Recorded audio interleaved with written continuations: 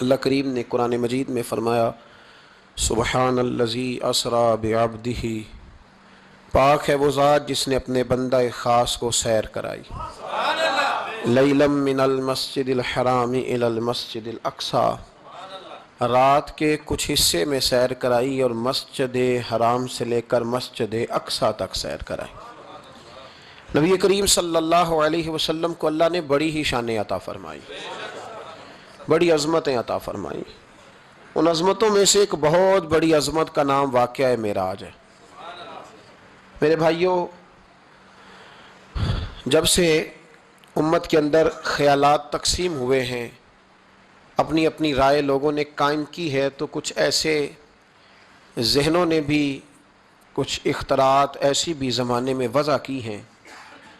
کہتے ہیں جی حضور کی تعلیمات زیادہ بیان ہونی چاہیے، نبی پاک کی شان بیان کرنے کا کیا معنی ہوا؟ یہ میلاد کا جلسہ، معراج کی محفل، حضور کی عظمتیں، شانیں، یہ کیوں بیان ہوتی ہیں؟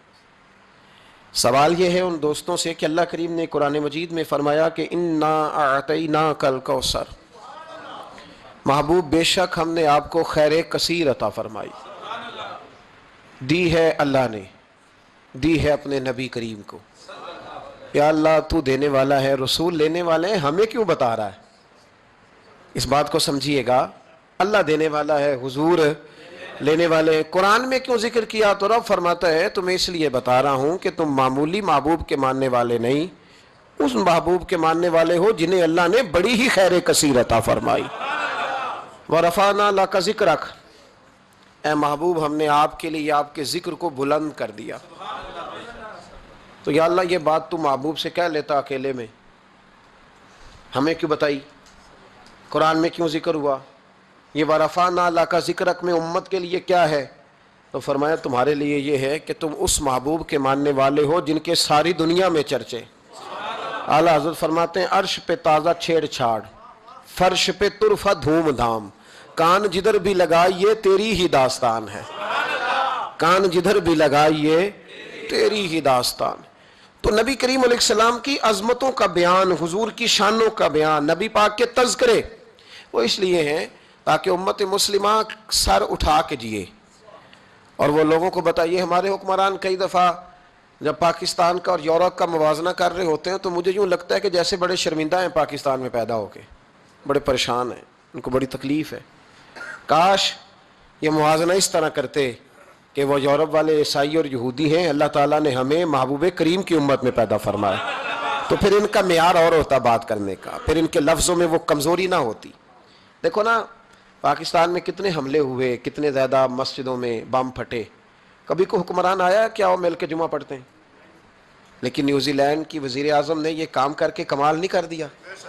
ہمارے تو ابھی تک وہ سائیوال کے یتیم بچوں سے ملنے کوئی حکمران نہیں گیا، کوئی نہیں گیا، اس لیے کہ یہ قوم تو ایسی ہے، ہمیشہ لائنوں میں لگ کے ووٹ دیتی ہے، ان کا کیا ہے؟ انہوں نے کل پھر گاڑیوں کے پیچھے اسی طرح بھاگنا ہے، جیبوں سے سٹیکر بنوانے ہیں، اشتہار چھپوانے ہیں۔ یہ تو مطلب بھیڑ بکریاں دو چار مر جائیں تو کیا عرض ہے؟ یہ ہمارا سٹیٹس ہے، ہمارا، ان کا کیا ہے؟ ان کو تو پتہ ہے کہ ان کو کیسے یوز کرنا ہے۔ میں نے اس وقت بھی کہا تھا اور آج بھی کہتا ہوں، نمبر پلیٹ بدلنے سے گاڑیاں نئی نہیں ہوتی، گاڑی بدلے تو پھر اس کا نظام بدلتا ہے، بدلنا ہے تو اس کا انجن بدلو، نمبر پلیٹیں نہ بدلو۔ یہاں نمبر پلیٹیں بدل کے وہی گاڑیاں دوبارہ روڈ پہ چھوڑ دی جاتی ہیں۔ نہ ادھر ادھر کی تو بات کر، یہ بتا کہ قافلہ کیوں لٹا؟ مجھے رہزنوں سے غرض نہیں، تیری رہبری کا سوال ہے۔ تو یہاں تو تباہی اتر رہی ہے، اللہ تعالیٰ سمجھنے کی توفیق عطا فرمائے، اللہ ہمارے حال پر رحمت کی نظر فرمائے۔ تو یہ شرمندہ ہو کے جو لوگ باتیں کرتے ہیں نا، معاذ اللہ کمزوری دکھاتے ہیں، یہ اس کمزوری کو دور کرنے کا بہترین علاج یہ ہے کہ ہر گلی میں، ہر کوچے میں، ہر نگر میں میرے مصطفیٰ کی عظمتیں بیان کی جائے۔ اور جہاں تک ان لوگوں کا تعلق ہے بیچارے جو کہتے ہیں واقعہ معراج سمجھ میں نہیں آتا، تو ان کو میں پوچھتا ہوں کہ تمہیں تو اپنا وجود بھی سمجھ میں نہیں آتا، کیسے سانس لیتے ہو؟ معدے کا کون سا نظام ہے؟ نظام انہضام کیا ہے؟ جگر کہاں ہے؟ تمہارے وجود میں اللہ تبارک و تعالی نے جو چیزیں پیدا کی ہیں تو آج تک اپنے آپ کو نہیں سمجھ سکا، تو رب رسول کے معاملات کو سمجھنے چلا ہے۔ اپنی چھوٹی سی عقل کو اتنا پریشان نہ کر ورنہ تو الجھ جائے گا۔ کہتے ہیں جی سمجھ میں نہیں آتا، جی کیسے گئے، کس طرح گئے، کیوں کر کے گئے؟ تو نبی پاک نے تو کہا ہی نہیں میں گیا ہوں، حضور نے تو بعد میں کہا ہے میں گیا ہوں، پہلے تو رب فرماتا ہے سبحان الذی، جو لے کے گیا ہے وہ ہر عیب سے ہر نقص سے پاک ہے. وہ جو بھی بیان کرتا ہے حق اور سچ ہی بیان کرتا ہے. ایک زمانے تک یہ جو دہریے قسم کے لوگ تھے نا، عقل کے پجاری، ایک زمانے تک یہ کہا کرتے تھے کہ حضرت سلیمان علیہ السلام کا تخت ہوا میں کیسے اڑتا تھا. 80 من اس کا وزن تھا تو وہ ہوا میں کیسے اڑتا تھا جی. کچھ لوگ اس پہ بیٹھے ہوتے تھے پھر بھی وہ ہوا میں اڑتا تھا. ہمارے اس زمانے کے علماء اس کا جواب دیتے تھے وہ تخت جی ہوا میں کیسے اڑتا تھا. بڑا اعتراض ہوتا تھا، بڑی اس پر باتیں ہوتی تھیں. اب نہیں آپ سنتے ہوں گے کوئی بات، کیوں بھلا؟ اب ہر روز جہاز اڑتا ہے اور اس تخت سے زیادہ وزن لے کے اڑتا ہے. 500 550 سواری ہوتی ہے، ہر سواری کا 2 من وزن بھی ہوتا ہے. اور جب پائلٹ اعلان کرتا ہے نا کیبن سے کہ ہم 38,500 فٹ کی بلندی پہ جا رہے ہیں تو کوئی شخص اعتراض نہیں کرتا. اب چھوڑ گئے حضرت سلیمان کے تخت پر اعتراض کرنا، اس لیے کہ سارے اوڑ کے آتے جاتے ہیں. اب ذرا ٹھہر گئے ہیں، اب یہ ٹینشن ختم ہو گئی کہ حضرت سلیمان کا تخت کیسے اٹھتا تھا. پھر ایک نیا اعتراض شروع ہو گیا، الم تر کیف فعل ربک باصحاب الفیل، کہ اتنا چھوٹا سا کنکر اور اتنا چھوٹا سا بابیل اور اتنے بڑے ہاتھی کو کنکر مارے تو اتنے سے کنکر سے ہاتھی کیسے مر جاتا ہے. بڑی پریشانی تھی بھئی، کنکر چھوٹا ہاتھی بڑا کیسے مر گیا. پھر اللہ نے فضل کیا تو بندوق کی گولی ایجاد ہو گئی. کہنے لگے نہیں پریشر سے لگے تو ہاتھی ماری جاتا ہے. اب اس کے بعد دوبارہ اس بات پر اعتراض نہیں کرتے. پہلے کہتے تھے کہ انسان کیسے جاتا ہے، کیوں کر جا سکتا ہے، ممکن کیسے ہے، یہ مطلب کیسے ہو گیا، معراج کیسے ہوئی. تو پھر ایک بندہ چاند سے تو ہو آیا ہے،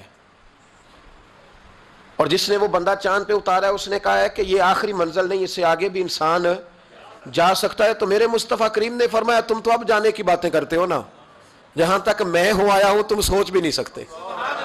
کوئی رہ فلک اتے یار گیا، کوئی جا سدراتے ہار گیا، ایک کالیاں زلفاں والا سی جڑا لنگ عرشاں تو بھی پار گیا. فرمایا تم نہیں نہ جا سکتے، تم کچی باتیں، کمزور باتیں. اور ایک اور بات میں آپ کو عرض کروں، نبی کریم علیہ السلام کے لیے یہ کام اتنا مشکل نہیں تھا جتنا قوم سمجھتی ہے نا.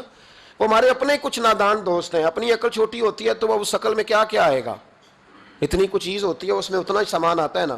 تو اپنی عقل چھوٹی ہوتی ہے تو بجائے اس کے کہ وہ ایمان لے آئیں اللہ تک کی حکمتوں پر، وہ عقل کے ترازو پر چھوٹی سی عقل کو پریشان کرتے ہیں. چھوٹا سا دماغ ہوتا ہے، ہر وقت ٹینشن میں رہتے ہیں وہ جی کیسے گئے، کس طرح کر کے گئے. تو میں کہتا ہوں نبی کریم کے لیے یہ مسئلہ ہی کوئی نہیں، حضور کے لیے یہ کوئی مسئلہ.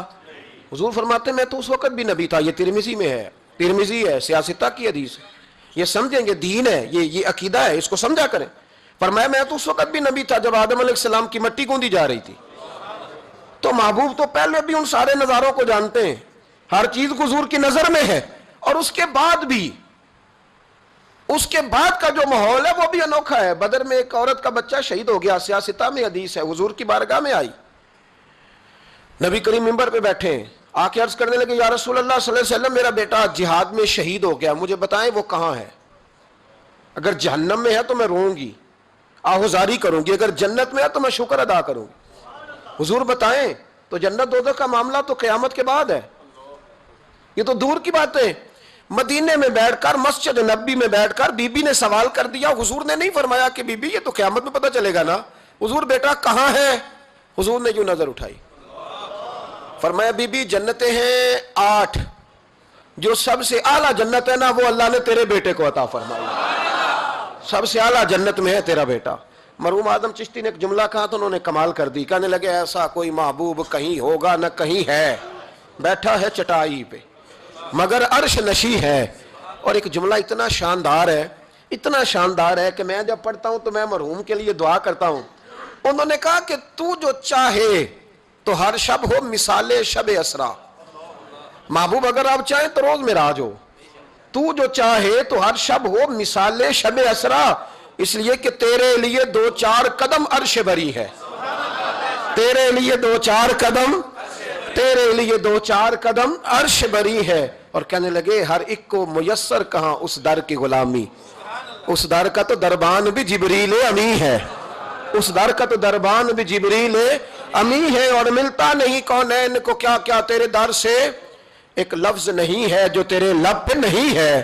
نبی کریم صلی اللہ علیہ وسلم کے لیے یہ کوئی مشکل نہیں. جس طرح ہم الجھے ہوئے نا کہ مطلب کیسے، تو کس طرح، تو کس انداز میں، تو وہاں یہ کوئی کھاتا ہے ہی نہیں. حضور کے لیے تو 2-4 قدم ہے، جب چاہیں جب چاہیں. وہ ایک صاحب تھے، مجھے کہنے لگے کہ وہ جی حضور تو گئے تھے حضرت جبریل لے کے تھے پروں پہ بٹھا کے، پہلے براق پہ گئے تھے، پھر حضرت جبریل کے پروں پہ، پھر رف پہ، ویسے تو نہیں نا بشر جا سکتا۔ تو میں نے کہا چلو مہربانی کرو تم بھی کسی دن براق پہ بیٹھ کے چکر لگا ہی جاؤ، کوئی کوشش کرو نا یار، کسی جگہ پہ ٹھہرو تو صحیح۔ عجیب فلسفہ، کہتے حضور، تو میں نے کہا چلو وہ تو رف تھی، حضرت جبریل کے پر تھے، براق تھا، تو وہ جو نبی پاک بعد میں 9 مرتبہ گئے اور آئے، حضور 50 نمازیں لائے نا، تو حضرت موسیٰ نے کہا کہ محبوب نہیں پڑھی جائیں گی، تو حضور گئے، 5 کی معافی ہوئی، پھر آئے، تو حضرت موسیٰ نے کہا کہ محبوب نہیں، یہ نہیں ہوگا۔ یہ بھی نبی پاک کی فرما برداری ہے اللہ کی بارگاہ میں۔ حضور نہیں کہتے ٹھیک ہے یا اللہ تو 50 کہتا ہے تو 50 ہی قبول ہے۔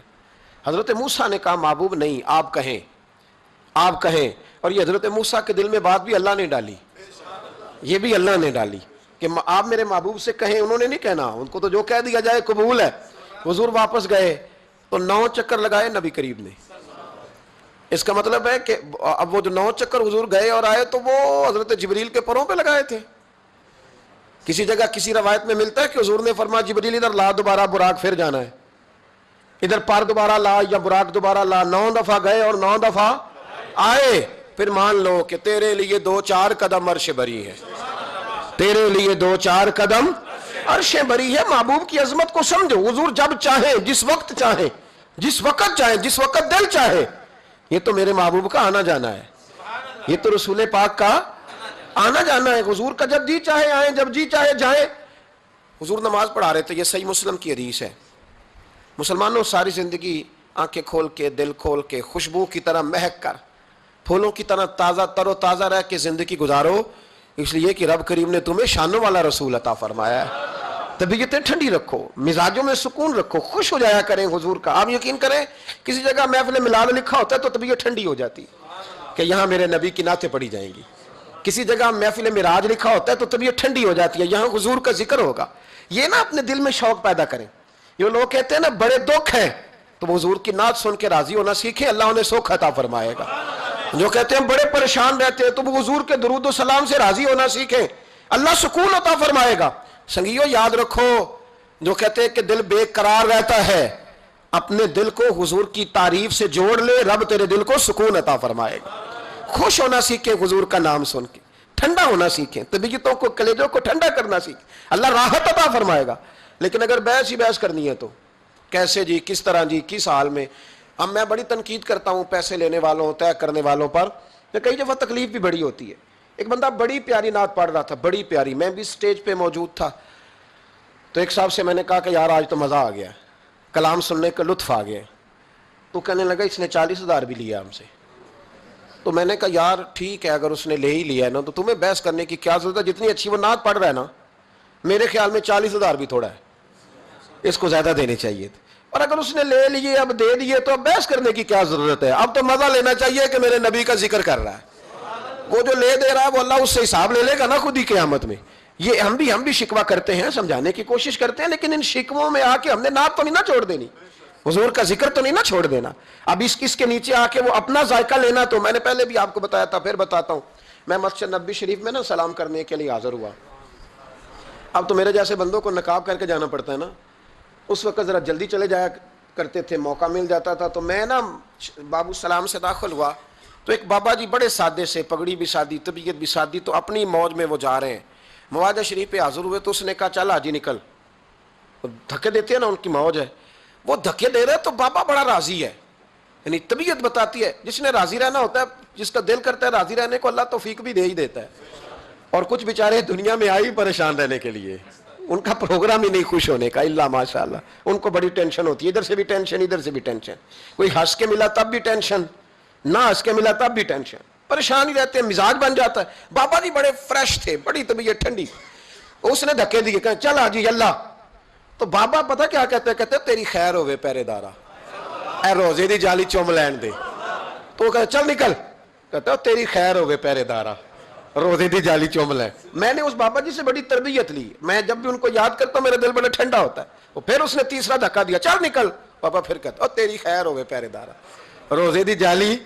اور وہ بندہ بالکل عربی النسل تھا جو دھکے دے رہا تھا، باہر نکلے، مجھے بھی دھکا دیا بابا جی کو، ہم باہر نکلے تو میں کہا بابا جی انہوں کو تو تہاڈی بھی سمجھ آندی سی، ਕਹਿੰਦਾ ਪੁੱਤਰ ਮੈਨੂੰ ਵੀ ਪਤਾ ਹੈ, ਮੈਂ ਤੇ ਆਪਣਾ ਰਾਂਝਾ ਪੈ ਰਾਜ਼ੀ ਕਰਦਾ ਸੀ, اور مینو پتہ ہے انہوں نہیں سمجھ آ رہی, مینو پتہ ہے انہوں کی پتہ, میں تے پنجابی چ لگا اپنا. تو بھئی جس نے رانجھا راضی کرنا ہے نا, اس نے رانجھا راضی کر ہی لینا ہے.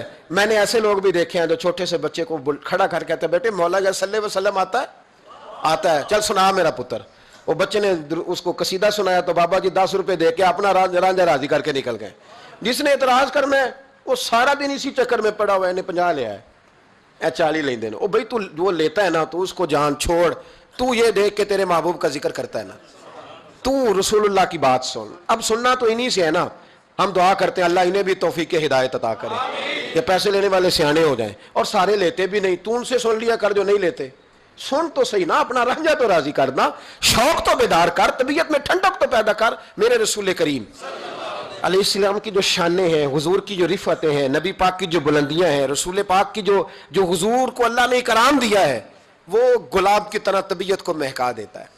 جب ہم چیزیں پڑھتے ہیں تو طبیعت ٹھنڈی ہو جاتی. ہمارے حضرت صاحب کا طریقہ تھا, کوئی حضور کی شان والی روایت پڑھتے نا تو رات کو کتاب پہ نشانی لگا لیتے, اور صبح نا وہ کتاب پکڑی ہوتی تو وہ کہتے ادھر آ بھائی یہ دیکھ کیا لکھا ہے قاضی ایاز صاحب نے, یہ دیکھو کیا لکھا ہے کہ نبی کریم علیہ السلام نے فرمایا اللہ تعالیٰ قیامت کے دن میری سفارش پڑھنا 70,000 امتیوں کو بغیر حساب کتاب ہی جنت میں داخل کر دے. یعنی ان سے کھڑا کر کے پوچھے گا بھی کوئی نہیں کہ کیا کیا, 70,000 بغیر حساب کتاب. یہ دیکھو کتنی شان والی بات. تو وہ ٹھنڈا کرنا چاہتے تھے نا اپنے دل کو, تو ان کے دل ٹھنڈے ہو جاتے تھے. ایک بات سننا تو طبیعت پھولوں کی طرح مہک جاتی. ایک حدیث پڑھتے تھے تو اسی کے سکون میں رات کو سو جاتے تھے. پروگرام بنائے کہ حضور کی جب تعریف ہو, جب موقع تو پھر طبیعت ٹھنڈی ہو. سنیں, میں نے کہا 2-4 قدم عرش بری ہے. نبی کریم علیہ السلام نماز پڑھا رہے تھے, زور کی نماز تھی, عصر کی نماز تھی, صحیح مسلم میں موجود ہے. حضرت ابو ہریرہ فرماتے ہیں نماز پڑھاتے پڑھاتے نبی پاک نے قدم آگے کیا, نماز پڑھاتے پڑھاتے قدم آگے کیا اور یوں ہاتھ اٹھایا پھر واپس کر لیا. اب نماز پڑھ کے نا تو سلام پھیرا تو صحابہ عرض کرنے لگے یا رسول اللہ صلی اللہ علیہ وسلم وہ نماز میں پیر بھی آگے کیا تو ہاتھ بھی اٹھایا, تو وجہ کیا تھی؟ اب پہلا سوال تو یہ ہے کہ آپ لوگ نماز پڑھ رہے تھے یا حضور کو دیکھ رہے تھے؟ تو صحابہ تو پہلے ہی بتاتے ہیں کہ بھئی ہم تو پہلی صف میں نماز اس لیے پڑھتے تھے کہ نماز بھی ہوتی رہتی تھی اور چپ کے محبوب کی دید بھی ہوتی رہتی تھی. حضور سے پوچھا یا رسول اللہ وہ نماز پڑھتے پڑھتے قدم آگے بڑھایا آپ نے تو پھر پیچھے کر لیا, کیا تھا؟ اور ہاتھ اٹھایا تو پھر آپ نے نیچے کر لیا. تو نبی کریم فرمانے لگے نماز پڑھاتے پڑھاتے جب میں نے کہا نا سمی اللہ لمن حمیدہ, اچانک میری نظر اٹھی تو جنت میں چلی گئی. نظر اٹھی تو جنت میں, تیرے لیے 2-4 قدم عرش بری ہے. تو محبوب فرماتے ہیں جب میری اوپر نظر گئی نا تو میں نے دیکھا کہ انگوروں کا ایک خوشہ لٹک رہا ہے جنت میں. تو میں نے ہاتھ بڑھایا کہ توڑ لوں. حضور کھڑے ہیں مسجد نبوی میں اور فرماتے ہیں کہ میں یہاں کھڑے ہو کے ہاتھ اونچا کروں تو میرا جنت تک پہنچ جاتا ہے. فرمایا میرا ارادہ ہوا کہ وہ خوشہ جنت کا توڑ لوں, اور ذرا میں نے پیر آگے بڑھایا ہی تھا تو میرے دل میں خیال آیا کہ جنت راز ہے تو راز ہی رہنی چاہیے. یہ راز کھول گیا تو مزہ نہیں آئے گا, تو میں نے پھر وہ ہاتھ واپس کر لیا. صحابہ کہتے ہیں جب نبی کریم نے یہ بیان کیا تو ہمارے چہرے نے تجسس سے کھیل اٹھے, تجسس سے. ہم کوئی بات اور بھی سننا چاہتے تھے تو محبوب فرمانے لگے اگر میں وہ خوشہ توڑ کے لے آتا اور تمہیں دے دیتا تم قیامت تک بھی کھاتے رہتے تو تم سے ختم نہیں ہونا تھا. یہ صحیح مسلم کی حدیث ہے. او بھائی میرے رسول کریم کے واقعہ معراج پہ شکوہ کرنا, کہنا سمجھ میں نہیں آتی کیسے گئے تھے, تو جو چاہے تو ہر شب ہو مثال شب اسرا. نبی کریم صلی اللہ تعالی علیہ وسلم فرماتے ہیں میں ام ہانی کے گھر میں سویا ہوا تھا, کوئی آنے والا آیا, اس نے مجھے جگایا.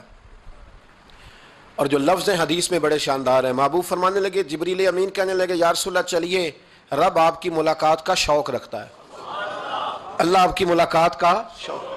یہاں بھی بڑی پریشانی ہوتی ہے بعض لوگوں کو, پتہ نہیں کیوں اتنے پریشان ہوتے ہیں. کہتے ہیں جی حضور تو حضرت جبریل سے مل کے واپس آ گئے.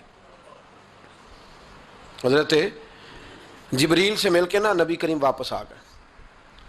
مجھے اس بات کی سمجھ نہیں آتی کہ اگر حضور اللہ سے مل لیں تو کسی بندے کا اس میں نقصان کیا ہے, کچھ کیا مطلب ٹینشن کس بات کی ہے؟ اتنی پریشانی, اتنی موٹی کتابیں لکھ دی کہ نبی پاک نے اللہ کو نہیں دیکھا, حضرت جبریل سے ملاقات کر کے حضور واپس آ گئے. یعنی میں سمجھنا چاہتا ہوں, میری سمجھ میں آیا نہیں, میں نے بڑی عقل دوڑائی ہے کہ اگر حضور اللہ کو مل لیں, ملاقات ہو جائے, قرآن کہتا ہے وجوہ یومئذ ناظرہ الی ربہا ناظرہ, قیامت کے دن چہرے چمکیں گے اس لیے کہ اپنے رب کا دیدار کریں گے. میں بھی کروں گا انشاءاللہ، آپ بھی کریں گے۔ کہاں چہرے چمکیں گے؟ اس لیے کہ مومن اپنے رب کا دیدار۔ وہ میرے بھائی اگر ہر مومن دیدار کر سکتا ہے، اور قرآن کہتا ہے نبی کریم علیہ السلام اگر اللہ کریم کا دیدار کر کے واپس آئیں تو اتنی زیادہ پریشانی علامہ صاحب کو، شیخ کو اتنی ٹینشن، اتنے زیادہ وہ آوازار ہوئے کہ اتنی موٹی کتاب لکھ دی، اور ادھر سے دلیل لائے کھینچ کے، ادھر سے دلیل لائے، اللہ کا تو ادراک ہی کوئی نہیں کر سکتا، دیکھ ہی کوئی نہیں سکتا، ممکن ہی نہیں تھا۔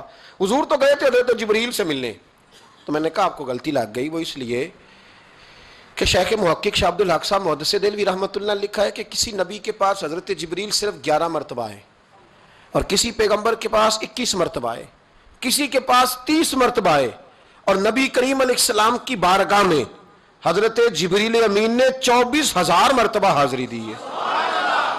24,000 مرتبہ، 24,000 مرتبہ ہے حضرت جبریل۔ تو حضرت جبریل تو روز سویرے یہاں ہوتے تھے، ان کو ملنے جانے کے لیے اتنی محنت کرنے کی کیا ضرورت؟ وہ تو روز کھڑے ہوتے تھے۔ بلکہ علامہ صفوری نے ایک بڑی شاندار بات لکھی ہے، یہ تو نبی کریم کی بات ہے نا، مولا علی شیر خدا۔ آپ فرماتے ایک دن حضرت جبریل علیہ السلام نا انسانی شکل میں، جب حضور نے فرمایا نا کہ میں علم کا شہر ہوں، علی اس کا دروازہ ہے، تو فرماتے ہیں جب یہ روایت حضور نے یہ حدیث بیان فرمائی تو حضرت جبریل انسانی شکل میں نا حضرت علی شیر خدا کے سامنے آ کے کھڑے ہو گئے۔ حضرت جبریل امین علیہ السلام کھڑے ہوئے اور فرمانے لگے علی سنا ہے علم کے شہر کے آپ دروازے ہیں؟ تو مولا علی فرمانے لگے مصطفیٰ کریم نے فرمایا ہے۔ تو کہا اچھا پھر اگر آپ علم کے شہر کے دروازے ہیں تو بتائیں بھلا اس وقت حضرت جبریل کہاں ہیں؟ کہتے ہیں جو تو جبریل کو ملنے گئے تھے، تو حضرت جبریل مولا علی کے سامنے کھڑے، کہنے لگے بتائیے اس وقت حضرت جبریل کہاں ہے؟ تو مولا علی شیر خدا، جب آپ اپنے بڑے کو کوئی بات بتائیں گے نا جن کا ادب کرنا ہو اپنے بزرگ کو، تو پھر آپ فٹافٹ نہیں کہہ دیں گے آپ کو پتہ ہی نہیں۔ یہ مسئلہ ہے، بزرگوں کو آپ نے کو بات سمجھانی ہو تو الفاظ کا چناؤ، اور یہ بھی ہمیں شیر خدا نے ادب بتایا ہے، الفاظ کا چناؤ شاندار ہونا چاہیے، لفظ بڑے زبردست تشکیل پانے چاہیے، جملوں کی ترتیب بڑی مؤدبانہ ہو۔ حضرت جبریل امین نے پوچھا کہ بتائیے علی اس وقت حضرت جبریل کہاں ہے؟ تو حضرت مولا علی شیر خدا نے پہلے اوپر دیکھا، میری طرف دیکھنا، پہلے اوپر دیکھا، پھر نیچے دیکھا، پھر پیچھے دیکھا، پھر آگے دیکھا، دائیں دیکھا، بائیں دیکھا۔ یہ نہیں فرمایا کہ آپ جبریل ہیں، وہ تو انسانی شکل میں تھے نا۔ جملے دیکھیے، ادب دیکھیے، طریقہ دیکھیے بات کرنے کا۔ حضرت علی فرمانے لگے بھائی حضرت جبریل اس وقت نہ تو آسمانوں میں ہے، نہ زمینوں میں ہے، نہ مشرق میں ہے، نہ مغرب میں ہے، نہ شمال میں ہے، یا نہ جنوب میں ہے۔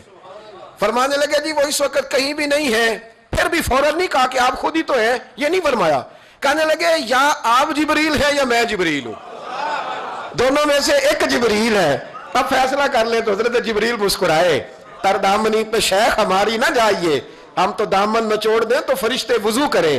حضرت جبریل مسکرائے اور فرمانے لگے آپ تو ولی ہیں، جبریل تو میں ہی ہوں، آپ تو ولی ہیں، جبریل تو او بھائی یہ حال ہے ان کے غلاموں کا، یہ حال ہے ان کے غلاموں کا، تو میری سرکار کا عالم کیا ہوگا؟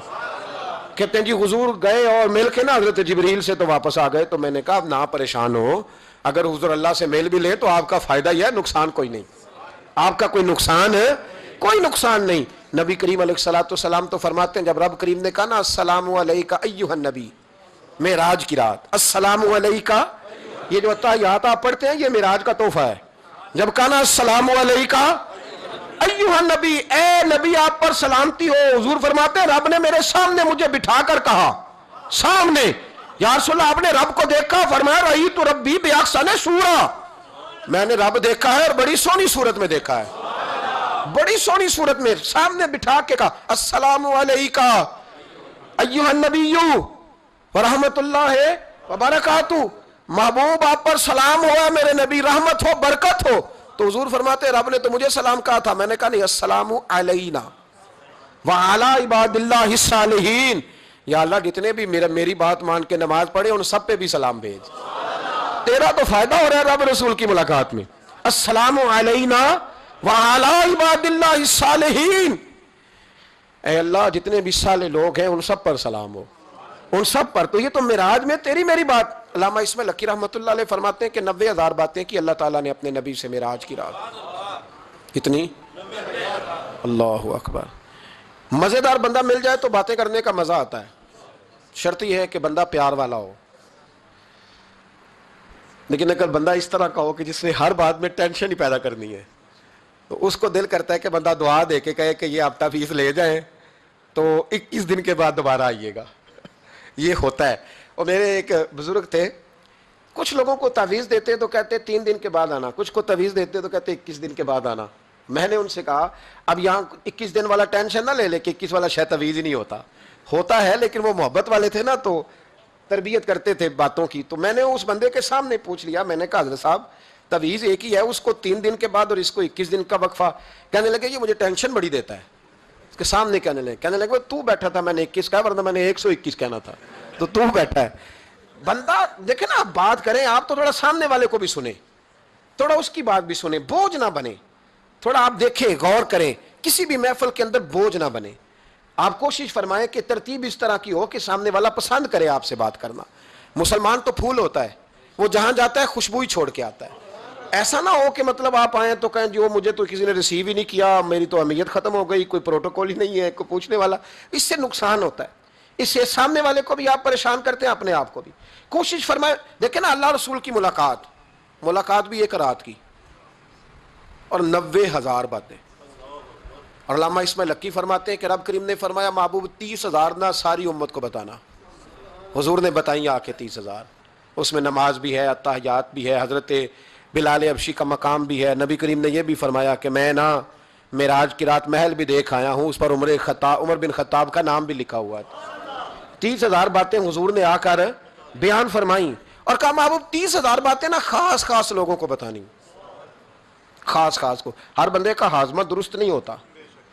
وہی سالن کھا کے کچھ کہتے ہیں بڑا مزہ آیا، کچھ کہتے ہیں ساری رات نیند ہی نہیں آئی. حالانکہ معاملہ ہوتا ہے ہاضمے کا. ہر آدمی درست ہاضمہ نہیں رکھتا، تو لوگ ہاضمہ صحیح کرانے کی بجائے سامنے والے کی ہانڈی صحیح کراتے رہتے ہیں.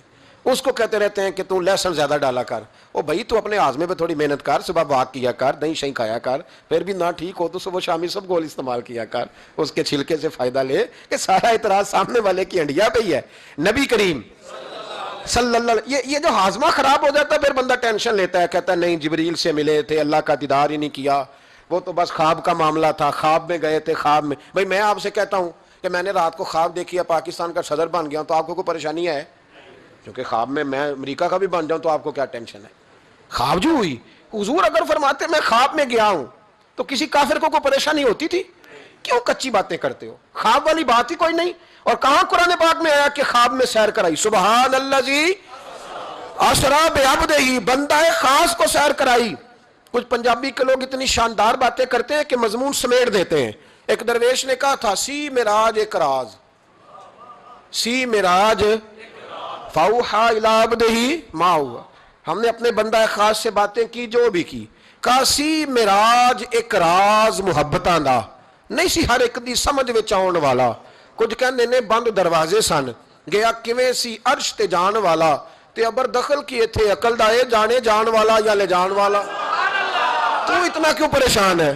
جانے جان والا یا اللہ کہتا ہے میں لے گیا، حضور کہتے ہیں میں گیا. یہ نیچے بیٹھ کے فیصلے کر رہا ہے نہیں جبریل سے ملے تھے، نہیں وہ تو بس یہ اللہ کی تو ملاقات ہی نہیں، وہ تو خواب میں گئے تھے. تجھے بڑی پریشانی ہے، تیری پریشانی کچھ سمجھ میں نہیں آتی. بلا وجہ یہ کچھ لبرل قسم کے لوگ ہر بات کو عقل کے ترازو میں تولتے ہیں. میرے رسول کریم علیہ الصلوۃ والسلام تشریف لے گئے اور میرے بزرگوں نے ایک بات کی ہے جو بڑی شاندار ہے.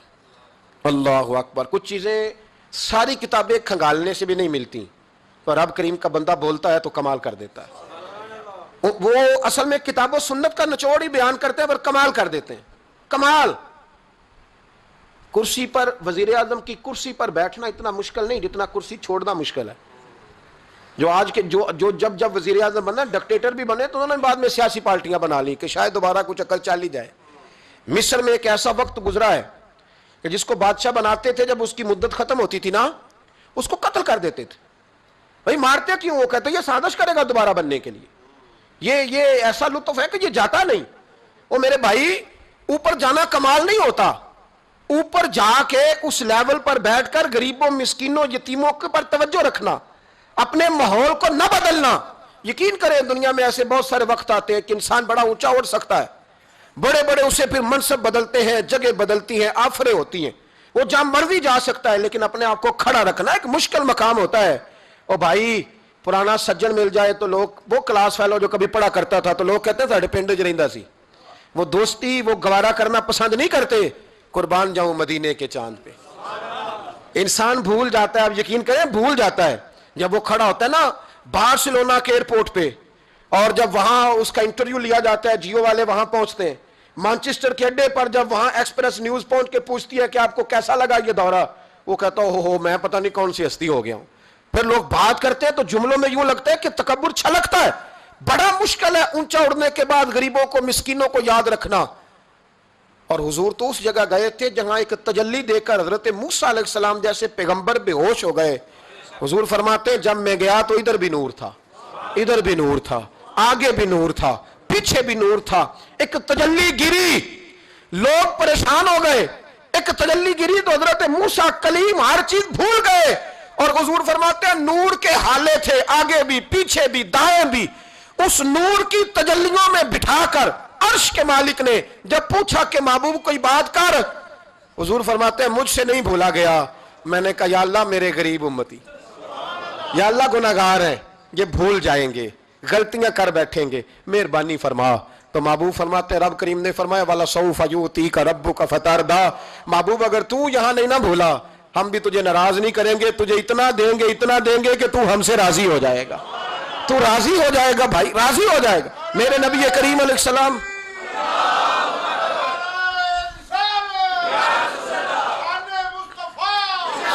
माशाअल्लाह माशाअल्लाह। देखें जी बुजुर्ग जब नारा लगाते हैं तो यूं लगता है अल्लाह ने हजरत जुलेखा को जवानी अता कर दी। ये मोहब्बत है ना मुस्तफ़ा करीम की, ये जोश पैदा होता है ना जी। ये हमारे आई साहब की मस्जिद में ना एक दरवेश बाबा जी थे, नारा लगाते तो उठ के लगाते, खड़े हो जाते। तो मैंने एक दिन कहा चाचा जी टांगे कामती अब ना उठा करें, कहते मैनू बह के मजा ही नहीं आता। ये हुसन है, बड़ी बड़ी ठंडी बात हुई यारो। ये जब पैदा होता है तो फिर अल्लाह बड़ा ही नवाजता है। जरा गौर करें क्या अर्ज कर रहा हूं। नबी करीम ने वहां बात की, उम्मत की बात की। और जब इंसान दूर सफर से वापस आता है ना तो गरीब यतीम कहाँ याद रहते हैं, बच्चों का ख्याल होता है, बच्चों से प्यार होता है। कुर्बान जाऊं मदीने के चांद तेरी अजमत पे। हुजूर ने फरमाया वापिस तशरीफ लाए तो फरमाया बिलाल, पहला जुमला बिलाल। हुजूर हुक्म हो, फरमाया क्या अमल करते हो? या रसूलल्लाह क्या हुआ? फरमाया मैंने मेराज की रात जन्नत में तुम्हारे कदमों की आवाज सुनी है। या रसूलल्लाह वहां तो लोग भूल जाते हैं, कहां याद रहता? फरमाया मैंने सुना है। क्या करते हो? अर्ज की हुजूर कुछ भी नहीं। मैं कहां और जन्नत कहां? हुजूर मुझे तो पता है ना मेरा रूप भी नहीं तो मेरा रंग भी नहीं, मैनू यार मनान दा टंग भी नहीं, मुझे तो पता है ना मैं क्या हूं, मुझे तो खबर है। हुजूर मैं और अमल, बिलाल और जन्नत में आवाज। तो महबूब ने फरमाया मैंने सुनी है, बता। अर्ज की या रसूल अल्लाह सल्लल्लाहु अलैहि वसल्लम आपने एक दफा कहा था जब भी वुजू करो 2 रकअतें पढ़ लिया करो। हुजूर मैंने कभी नहीं छोड़ी। फरमाया बस फिर इसी वजह से यारो समझो और गौर करो। मेरे रसूल मेरे असहाब फरमाते एक जुमला उस्ताद जी का कमाल कर दी। फरमाने लगे नबी करीम का जाना भी बड़ा ही कमाल है। हुजूर का मेराज पे जाना, बोल के बताइए, बलगल उलाबे बड़ा ही कमाल है, बलगल उलाबे कमाल, ये बड़ा ही कमाल है। फरमाते हैं लेकिन गुलामों याद रखना हुजूर का जाना भी बड़ा ही कमाल है, पर वापस उम्मत के पास आ जाना उससे बड़ा कमाल है, उससे बड़ा कमाल है। यानी इतनी तजल्लियात देख के भी वापस आना, ऊंचा स्टेटस करके तो लोग पलटते ही नहीं। वापस आना, वहां वो 2 आलम की रहमत थे, जहां चाहते वहीं रहते।